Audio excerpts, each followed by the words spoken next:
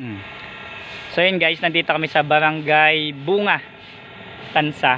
So ito guys yung piso wifi namin. Ma'am, ilang taon na itong bendo natin? 1.5 year. Okay. So nakakatuwa si client kasi sinave niya yung bendo kahit na lagpas tao yung baha dito.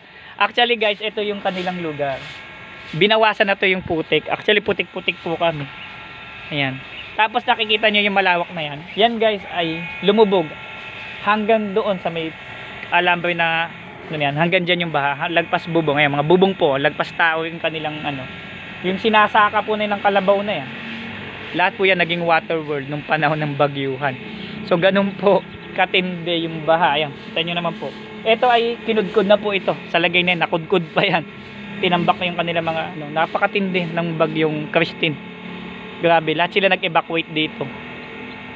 So yun, so kawawa naman no. Pero somehow nakakatuwa naman at na-save yung ating bendo.